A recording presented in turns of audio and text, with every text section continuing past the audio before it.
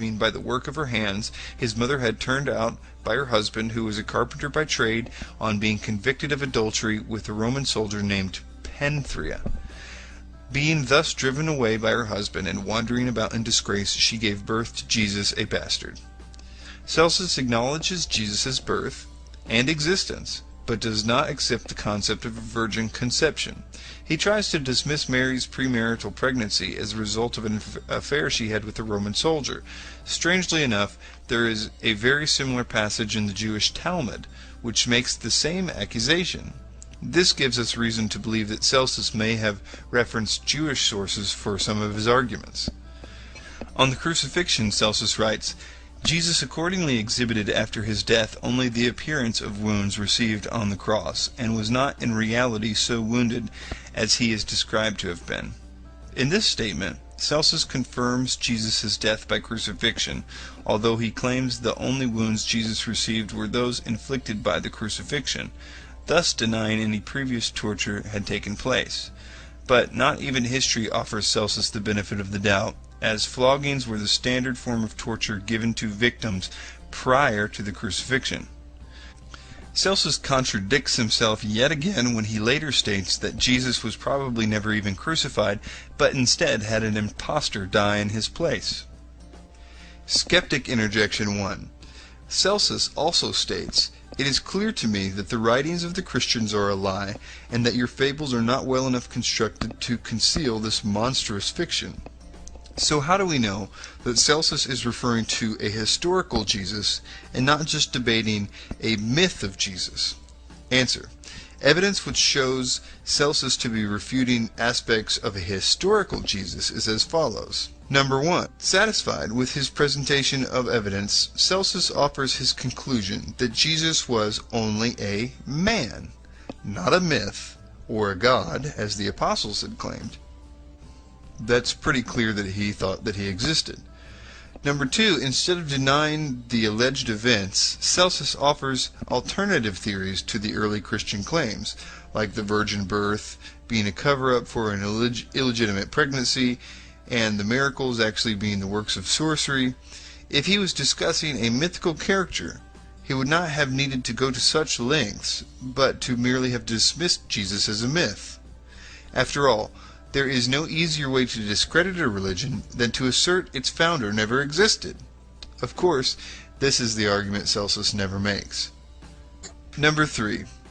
Celsus refers to his belief that the claims such as the virgin birth and the resurrection were embellishments created by Christians, not that Jesus himself was a myth. Celsus was debating the claims of Jesus' divinity, not his existence. Gaius Suetonius Tranquillus lived from 69 to 130 AD. Suetonius was a prominent Roman historian who recorded the lives of Roman Caesars and historical events surrounding their reigns. He served as a court official under Hadrian and as an analyst for the imperial house.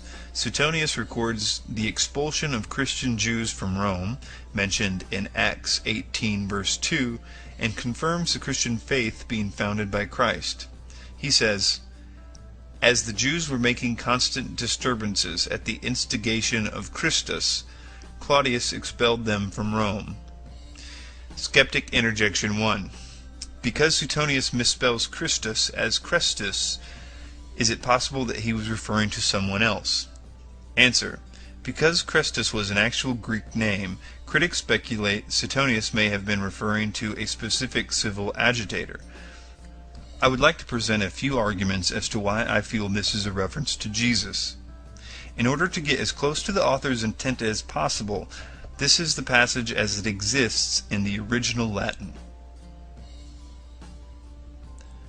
Suetonius seems to imply the word Christus as a title, not as a reference to a particular rebel.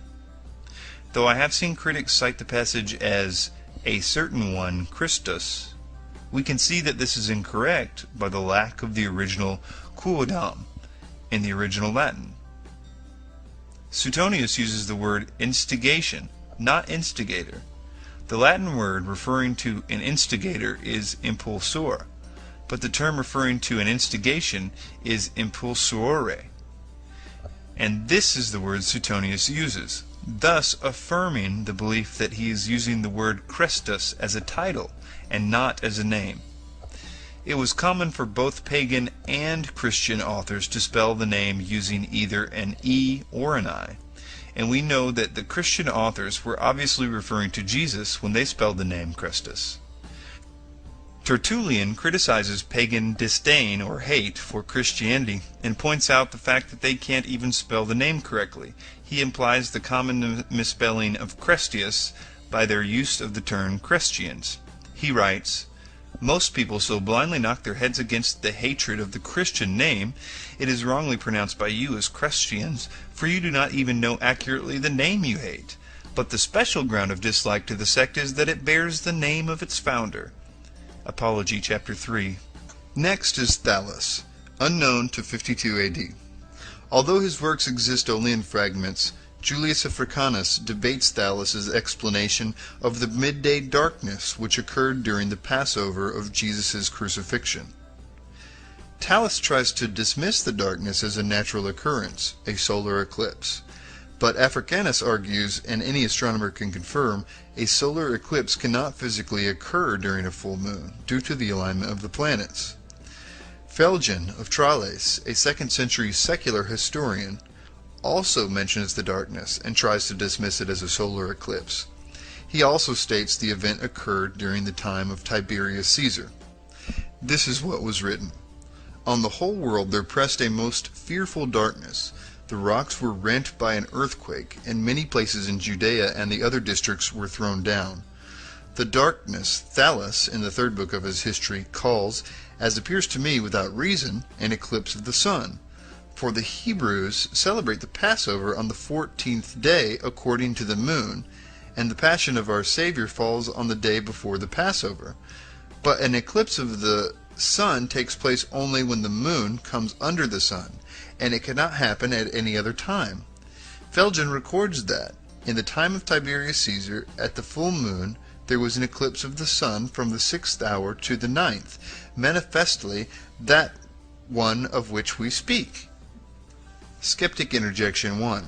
Why doesn't Pliny the Elder or Senentia mention this event in their writings? Answer. Pliny focused his writings on natural astronomical events that had physical scientific explanations. It is doubtful that he would have found it necessary to record an event of supernatural origin.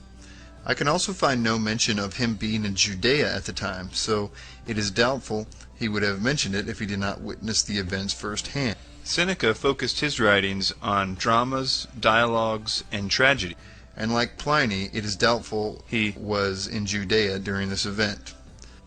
Skeptic Interjection 2. Because Thallus' and Phlegon's work exist only in fragments, can their testimonies be considered reliable? Answer. This is something the reader will have to determine on their own. Africanus was an honest, qualified author who did not alter the quotes to serve his own purpose. This is very likely considering what we know about Africanus. Africanus's methods were highly respected by his peers, he was often quoted by other authors, he had even chastised his friend and fellow Christian Origen for citing information from a spurious, unreliable source. It also must be noted that Thallus never said this eclipse did not happen, but instead was trying to actually come up with a scientific explanation to the eclipse instead of assigning it to divine origins. Next is Mara bar Superion. Mara bar Superion of Syria penned this letter from prison to his son. What advantage did the Athenians gain from putting Socrates to death? Famine and plague came upon them as a judgment for their crime. What advantage did the men of Samos gain from burning Pythagoras? In a moment their land was covered with sand. What advantage did the Jews gain from executing their wise king? It was just after that that their kingdom was abolished. God justly avenged these 3 wise men.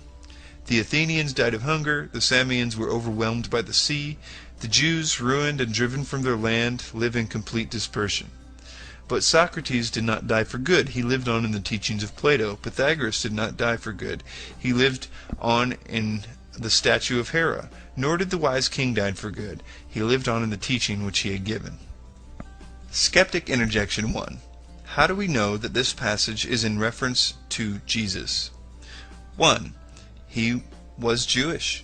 Jesus was a Galilean Jew. 2. He was executed. Jesus was crucified after the Jews appealed to Pilate to have him